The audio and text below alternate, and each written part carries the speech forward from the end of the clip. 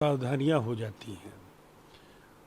बड़ा सवाल ये है कि उनके कार्यालय ने फिर से वो भारत के नक्शे को दुरुस्त कर दिया है। इसलिए इसे एक सामान्य तौर पर बढ़ती गई भूल समझ करके इस पर बहुत ज़्यादा राजनीतिक आरोप प्रत्यारोप की गुंजाइश नहीं बननी चाहिए। कांग्रेस पार्टी में जो कुछ हो रहा है वह सब दिखावा है। मुख्य शो भारत जोड़ो यात्रा है। यह भारतीय राजनीति का परिवर्तन है। यह कांग्रेस पार्टी का परिवर्तन है। कांग्रेस के आईटी देखिए, जो है। निसंदेह ये हाल के वर्षों में एक महत्वाकांक्षी कार्यक्रम है। जिस तरह से पूरे देश में भारतीय जनता पार्टी ने समाज को विभाजित करने की चेष्टा की है, अनेक लोगों के जख्म हरे हैं, एक समुदाय से दूसरे समुदाय को लड़ाने की कोशिशें हो रही हैं, और ऐसे में राहुल गांधी ने पूरे देश को जोड़ने का अगर संकल्प लिया है और 3500 किलोमीटर लंबी यात्रा, जिसके जीवंत कार्यक्रमों के जरिए उन्होंने लोगों के साथ एक अच्छा रिश्ता जोड़ा है। जहाँ तक संगठनात्मक चुनाव का सवाल है, पार्टी के भावी कार्यक्रमों के रोड मैप की दृष्टि से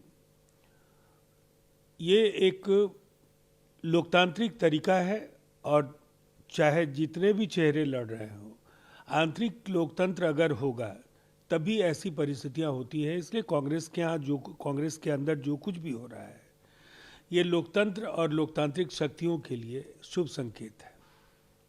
उपराष्ट्रपति जगदीप धनखड़ ने शुक्रवार को भारत द्वारा की गई उपलब्धियों को साझा करने के लिए लोगों को एलर्जी पर प्रहार किया और कहा कि उन्हें जवाबदेह ठहराने की जरूरत है।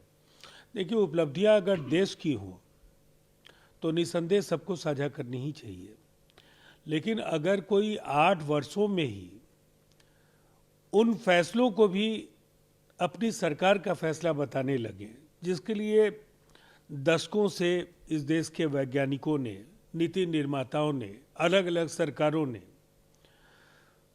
कई तरह के फैसले लिए हों, ये अलग बात है कि इन फैसलों को अमली जामा पहनाने के बाद इसका जो अंतिम चरण है, अगर इन 8 वर्षों में ही हुआ है, तो क्या उस दौर की अन्य सरकारों को इसका श्रेय नहीं दिया जाना चाहिए? ये एक तरफा नहीं होता है।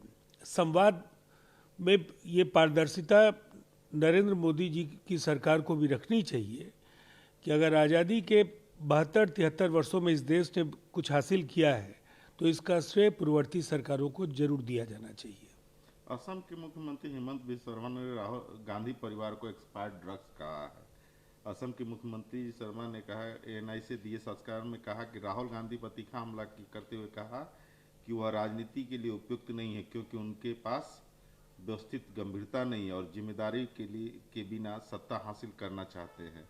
उन्होंने आगे राहुल पर एक राजनेता के रूप में गैर गंभीर होने के और अहंकारी होने का भी आरोप लगाया है। वह एक सामंती प्रभु की तरह व्यवहार करते हैं।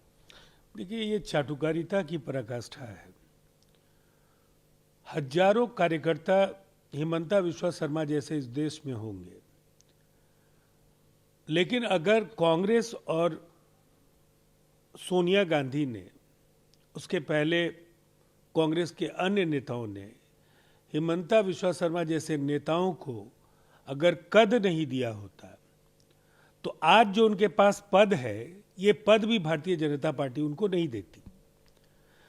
लेकिन राजनीति का ये दस्तूर है, और इसीलिए यह अप्रत्याशित नहीं है। जिनके शरण में लोग होते हैं, उनकी स्तुति के लिए अपने पूर्ववर्ती नेताओं को ऐसे ही गालियां देते हैं। और हिमंता विश्वा शर्मा जैसे लोग जब राजनीति में अवसरवादिता का कोई अगर कीर्तिमान स्थापित करने के नेताओं की सूची बनेगी, तो उसमें शायद 1 से 10 के अंदर हिमंता विश्वा शर्मा जैसे लोग होंगे। राहुल गांधी की भारत जोड़ो यात्रा कर्नाटक में अब चली आई है। यहाँ लगभग 40 राहुल गांधी के होर्डिंग को फाड़ करके उसके जगह पर बीजेपी ने हिराल्ड स्कैम के पोस्टर लगाए हैं। वहीं कर्नाटक के में विपक्ष के नेता और पूर्व मुख्यमंत्री सिद्धरमैया ने शुक्रवार को बीजेपी नेताओं को राज्य में पार्टी के पोस्टर फाड़ने के खिलाफ चेतावनी जारी की है। देखिए, भारतीय जनता पार्टी का आज जो चेहरा है पूरी तरह से, खास करके ये नरेंद्र मोदी जी के दौर के जो ये 8 वर्ष हैं, एक बेहद अराजक, उच्छृंखल और अलोकतांत्रिक संगठन का स्वरूप भारतीय जनता पार्टी का बनता जा रहा है। राजनीतिक शत्रुओं के साथ इस तरह का व्यवहार, मुझे ऐसा लगता है ये बेहद शर्मनाक है, और ये शायद जो खीज और बौखलाहट है और आसन्न पराजय की जो चिंता है, इसकी वजह से भारतीय जनता पार्टी के जो अराजक तत्व हैं, जो उच्छृंखल तत्व हैं, ऐसी वारदातों को अंजाम दे रहे हैं। नमस्कार, मैं हूं मानक गुप्ता।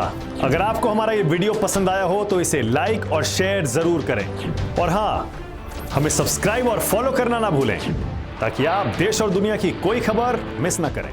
तो जुड़े रहिए हमारे साथ और देखते रहिए News 24।